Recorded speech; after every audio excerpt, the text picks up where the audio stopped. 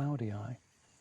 She's got one cub, a little girl, and she's letting that cub suckle. It's got the milk bar to itself. And in the middle, trying to stay out of trouble, is Dada. She's got two cubs, but they're still back across the reeds under that tree or amongst that dense bush. Now, notice what she's doing. She's got milk. Kabibi's cubs are trying to suckle from her, and she's saying no way. She's using her back foot, pushing them out of the way, pushing them away from her teats. And if that isn't a big enough message, then she's showing her teeth. Just gently saying, you know what, I'm a mum, I've got cubs of my own, that milk is not yours. Go check out your own mum. And so for the moment, you've got this fascinating situation of these three lionesses who enjoy being together, but who are pushing their own agendas when it comes to raising their cubs.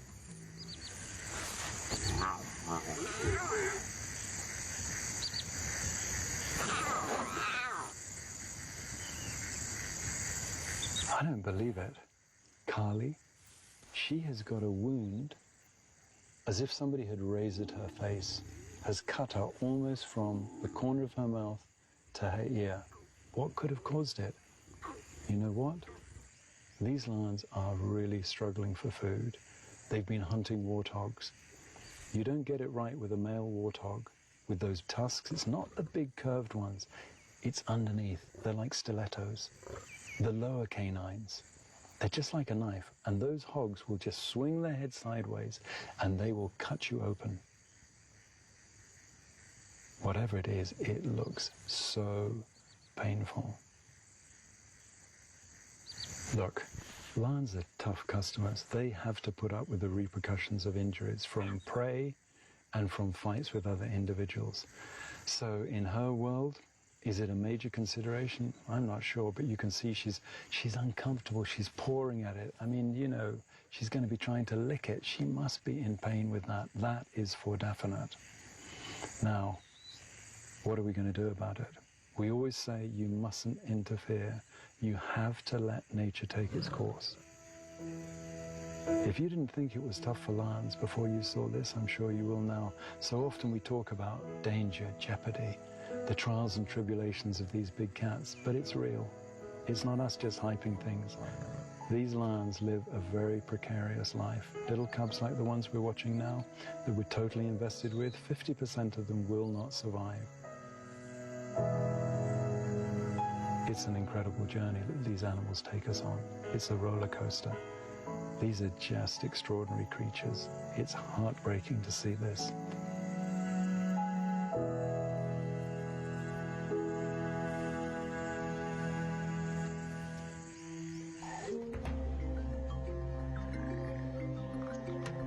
We've just heard word from our camera crew. They found Alari, our leopard mum, with a male.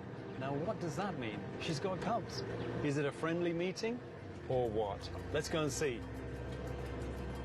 Last time I was with Alari, she had two male cubs, Ndogo and Makubwa, but they're independent now. No one has seen her new litter yet, so they must be tiny. But more importantly, with a male around, are they still alive? That is the biggest male leopard I have ever seen. He is huge. He looks almost like a jaguar, and his markings are so distinct. Black spots, rosettes, as if somebody had taken their fingers, dipped them into black charcoal, and just boom, boom, boom. Beautiful. Okay, here comes the female. So much smaller. And it's Alari. I can see the suckle marks where she's been lactating, where cubs have been suckling, but does she still have the cubs? Because if she did, why is she soliciting the male's attention? At the moment, it's almost as if he's saying, you know what's going on here? And a female generally doesn't spend time with a male. They lead separate lives.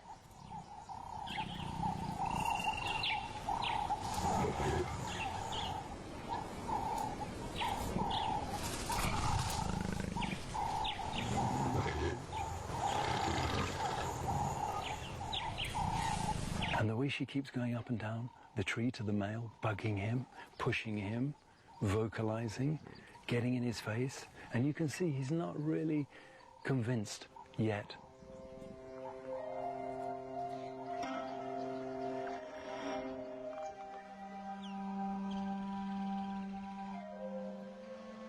Okay, now they're on the ground. And she's going through the same routine, the same ritual. Just going round and round, trying to encourage him.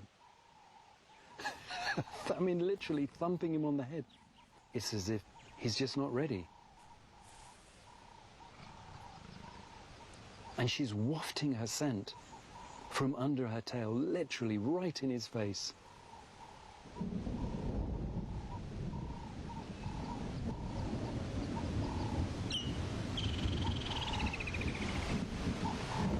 The weather's changed. A bittersweet moment. The leopards are mating, and that can mean only one thing. Alari has lost her cubs.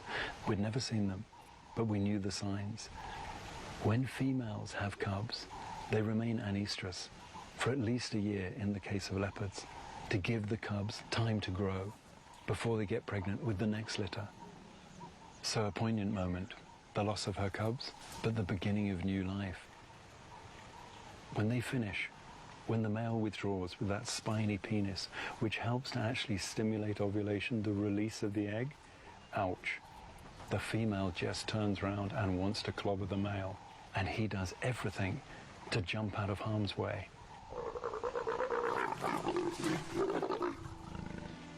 It's a sort of violent ballet. I reckon I've probably seen mating leopards on 3 occasions, but this, in the open, visible, at the edge of the river, now I know a lot more than I did. Now we can't be sure whether Alari will become pregnant from this series of matings, but if it's successful, in 90 days' time or thereabouts, there will be a new generation of Alari's cubs. And believe me, we will be back here recording their future. Because that's what we do, and we love it.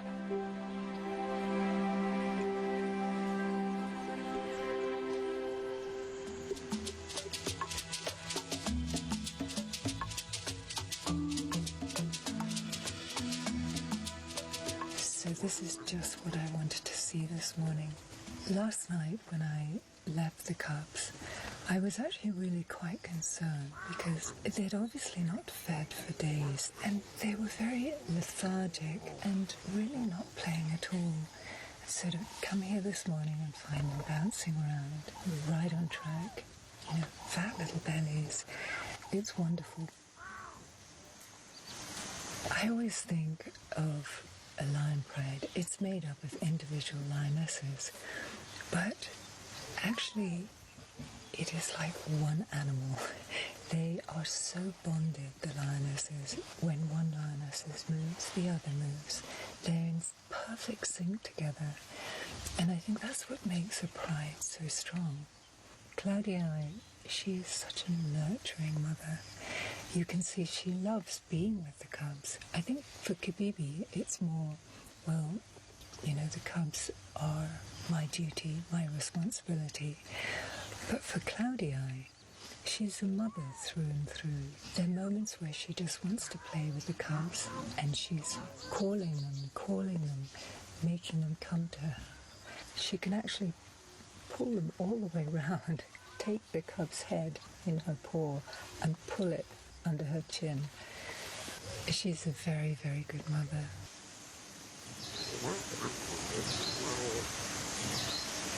I think perhaps one of the reasons Kibibi and Claudia are staying so close to this area is because of Dada and Dada having just given birth. It's an extraordinary thing that lionesses do this. They are such a strong bonded sisterhood. It sort of just goes without saying. They form these creches so that they're stronger together than they would be if they're alone. So they're are a lot of things to think about when you're raising cubs. You know, where to lead them, where's the safe place.